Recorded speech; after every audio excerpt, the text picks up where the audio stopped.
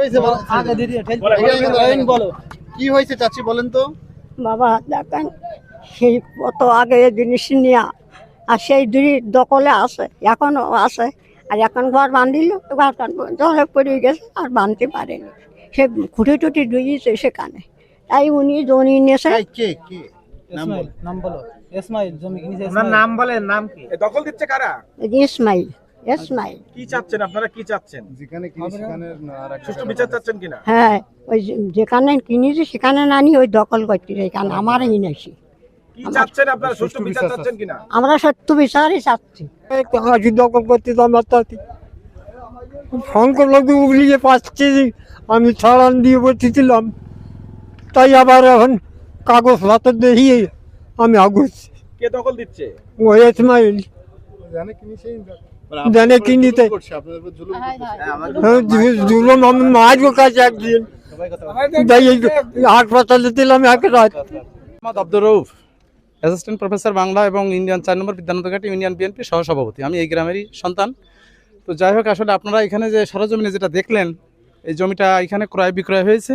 তো আমি ব্যক্তিগতভাবে আমার পক্ষ থেকে অভিমত ব্যক্ত করছি যে আসলে ইসমাইল সেও আমাদের গ্রামের ছেলে, যারা বিক্রি করেছে তারাও আমাদের গ্রামের প্রতিবেশী।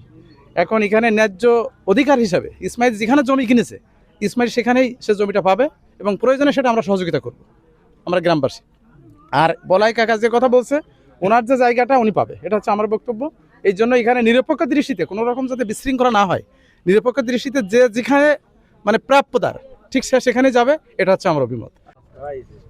বিসমিল্লাহির রহমানির রহিম। আমার নাম আরিফুর রহমান। আমি এই 5 নম্বর ওয়ার্ড পটসাকারার বিএনপির সভাপতি। তবে এ নিয়ে আমাদের একটা সালিশ হয়েছিল স্কুল মাঠে 7-8 গ্রাম ব্যাপী। সেখানে আমরা একটা চূড়ান্ত রায় নিয়ে আসছিলাম। প্রথমে বলছিলাম দুপক্ষ মেনে নেবা কিনা, দুপক্ষ মেনে নিছিল, সালিশের রায় মেনে নেবে। কিন্তু পরক্ষণে দেখা গেল যে ইসমাইল বললো যে আমি আপাতত এই সালিশের রায় মেনে পারতেছি না, আমি আমার মতো প্রশাসনিক সহযোগিতা নিয়ে আমি এখানে ঘর করব। তো এখানে আমি বিএনপির ওয়ার্ড সভাপতি, আমি বলছিলাম যে এটা কিন্তু অন্যায় হয়ে যাবে, এটা করলে আপনার দিকটা অন্যায় হয়ে যাবে। তো আমরা হয়তো বাধা দেবো না বা জ্ঞাননাম করবো না, শান্তি শৃঙ্খলাভাবে আমরা আগুবো। এখন আসলে প্রকৃতপক্ষে এখানে বিএনপি যদি পরিচয় দিয়ে থাকে, আমার দৃষ্টিতে মনে হয় বিএনপির নাম ভাঙানো হয়েছে। কারণ এখানে আমার এই গ্রামেই বিশেষ করে একটু আগে যিনি কথা বলেছেন, বিএনপির ইউনিয়ন সাংগঠনিক আসাদুজ্জামান ভাই, আমি বিএনপির ইউনিয়নের সহসভাপতি, এটা আসলে আমাদের নলেজের বাইরে ছিল।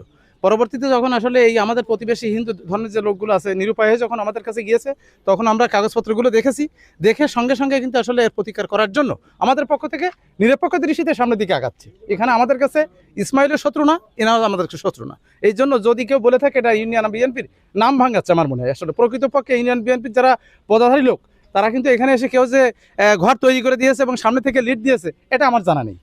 এই জমিটা হয়েছে এদের পৈতৃক সূত্রের দাবিদার মালিক 27 এসে RS 3টে রেকর্ডও এদের আছে। এখন এদের মানে 4টে শরিক, এক শরিক বিক্রি করেছে ইসমাইল কাছে। এখন 87 থেকে এই পর্যন্ত যার যে অবস্থান দখলে আছে, এই দখলটা যে যেখানে কিনেছে সেই জায়গায় করুক, এত কোনো দাবি নাই। কিন্তু সে না যেয়ে, তার জায়গায় না যেয়ে, যে জায়গায় দখলে না ভালো জমি, দামি জমি, লবণে এসে এই জায়গায় দখল করে এনেছে জোর করি। তখন এরা আমাদের কাছে গেল নিরুপায় হয়ে। তখন আমরাই কাগজ দেখে দেখলাম অ্যাকুরেট পাবিরাম দাবিদার, তাই আমি এতে আগুয়ে দিছি। মানে লঙ্কা মানে সংখ্যা লঘুকে পাশে আমি দাঁড়াই আছি।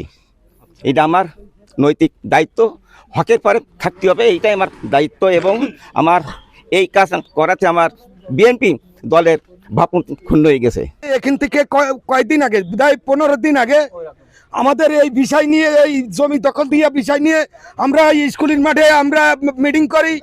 আমাদের জাতীয়তাবাদী দলের নেতৃবৃন্দ উপস্থিত ছিলেন, দপ্তর সম্পাদক ছিলেন, কেশবপুর থানা কমিটির ইউনিয়ন কমিটির সভাপতি, সহসভাপতি, সাধারণ সম্পাদক, সাংগঠনিক সম্পাদক, এইসব ব্যক্তিবর্গ উপস্থিত ছিলেন।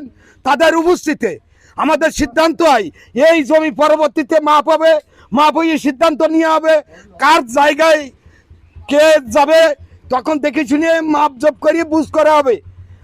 1979 সালে এই জমি দলিল হয়েছে এই বলাই মন্ডল জমি কিনেছে 1979 সালে, আর ইনি জমি কিনেছেন যিনি ইসমাইল দখল দিচ্ছেন উনি এই মাত্র সবে 9 মাস 25 সালে দলিল হয়েছে কত তারিখই। আজকে সেই তাদের পৈতৃক সম্পত্তি থেকে তাদেরকে বঞ্চিত করা হচ্ছে।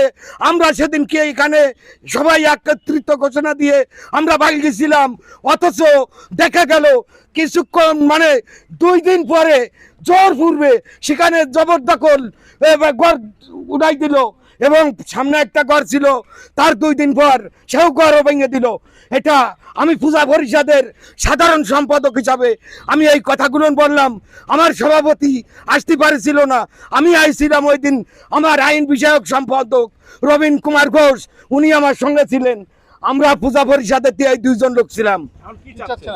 আমরা চাচ্ছি আমাদের হিন্দু সম্প্রদায়ের লোক তাদের জমি সঠিক বিচার এবং তারা সঠিক দখল তাদের পূর্বের দখল ফিরে পাক, এই আমাদের দাবি, আর কিছু না। ডকুমেন্টস আছে আমার, এখন কাছে নাই, ওটা তো আমার জমা দেওয়া আছে এক জায়গায়। একটা লোন নেয় তো, সেই লোনে সালিশ হয়েছিল। আমি সালিশ মানিনি, এটা আমি স্বীকার করি, কিন্তু ঘটনা হয়েছে ওনারাই 44 ধারা করছিল। 44 ধারা করলে তার উপর দিয়ে পাখি উল্টি পারে না। ওরা হঠাৎ সকালবেলায় জোর পূর্বে মাছ ছাড়লো, যখন ওরা জোর করে মাছ ছাড়লো পরের দিন আমি ঘর উঠাই দিলাম যে 44 ধারা তোমরা করছো, তোমরা মানলে না, তাহলে আমি কেন আইন মানবো? এটা ওরাই আইন ভঙ্গ করেছে, তারপরে আমি ঘর উঠাইছি। দুজনে আইন ভঙ্গ করেছে। জি, মানে ওনারাই আগে আইন ভঙ্গ করেছে। ওনারা দেখাই দিল। আচ্ছা, আপনি জমির কি নামপত্র করেছেন? আছে, আমার কাগজপত্র আছে, আমি নামপত্র হয়েছে। নামপত্রের কাগজ কাছে নাই, মানে আমি একটা লোন নিচ্ছি, আমার সে জায়গায় কাগজটা জমা দিতে হয়েছে, আমার টাকা পয়সা শর্ট। জি, তাই ফটোকপি আমার তাহলে সেখানে যোগাযোগ করে আমার আনতে হবে।